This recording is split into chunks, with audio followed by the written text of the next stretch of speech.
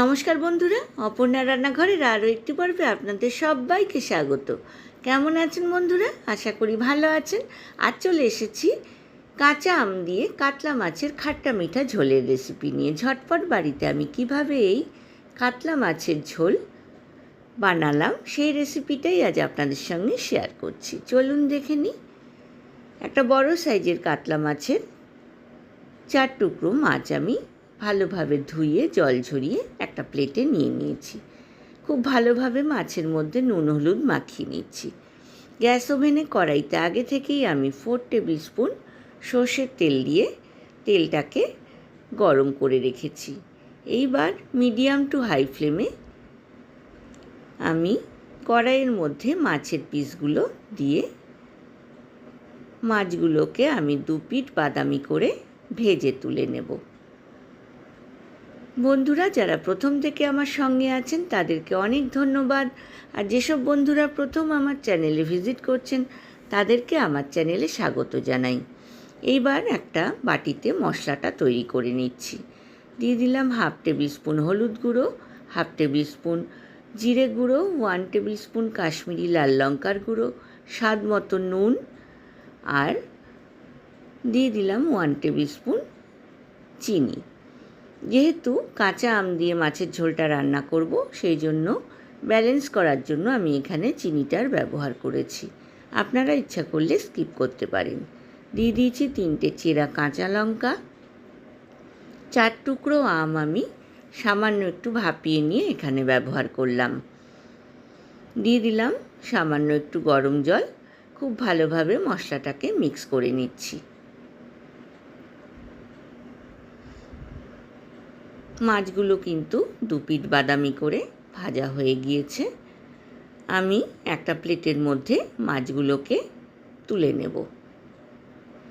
আমি কিন্তু আর এখানে তেলের ব্যবহার করব না। অবশিষ্ট যেটুকু তেল আছে তার মধ্যেই কিন্তু ঝোলটা আমি রান্না করব।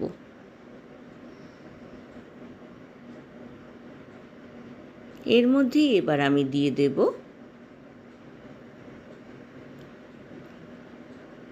মেথির কয়েকটা দানা।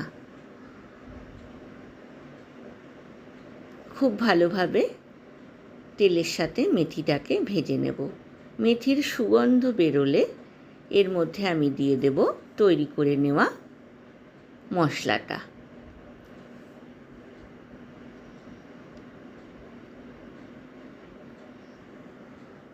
কাতলা মাছের ঝোল কিন্তু অনেকভাবেই আপনারা খেয়ে থাকবেন, তবে এই রেসিপিটা আপনারা গরমের দুপুরে ট্রাই করতে পারেন।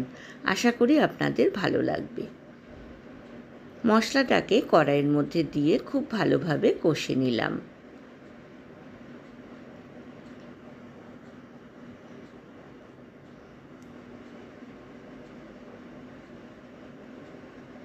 স্প্যাচুলা দিয়ে আমগুলোকে আমি একটু ভেঙে দেওয়ার চেষ্টা করলাম।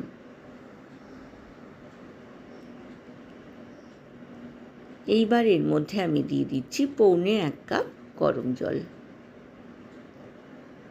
খুব ভালোভাবে মশলার সাথে জলটাকে মিক্স করে নিয়ে আমি ঢাকনা দিয়ে মিডিয়াম টু হাই ফ্লেমে 5 মিনিট রান্না করব। 5 মিনিট পর ঢাকনা খুলে আমি এর মধ্যে মাছের পিসগুলো দিয়ে দিলাম। একটু উল্টে পাল্টে নিচ্ছি মাছের পিসগুলোকে। আবারও ঢাকনা দিয়ে মিডিয়াম টু হাই ফ্লেমে আরও 5 মিনিট রান্না করলাম। এইবার গ্যাসের ফ্লেমটা আমি বন্ধ করে দিলাম। তৈরি হয়ে গেল কাঁচা আম দিয়ে খাট্টা মিঠা কাতলা মাছের ঝোল। আমি পরিবেশন করে দিয়েছি বন্ধুরা। রেসিপিটা ভালো লাগলে লাইক, কমেন্ট, শেয়ার করতে কিন্তু ভুলবেন না। পাশে থাকা বেল আইকনটা প্রেস করবেন, তাহলে আমার নতুন নতুন রান্নার নোটিফিকেশান বা আপডেট কিন্তু আপনার কাছেই প্রথম পৌঁছবে। আজ এ পর্যন্তই বন্ধুরা, দেখা হবে আবার নতুন রেসিপি নিয়ে। ভালো থাকবেন, সুস্থ থাকবেন। ধন্যবাদ।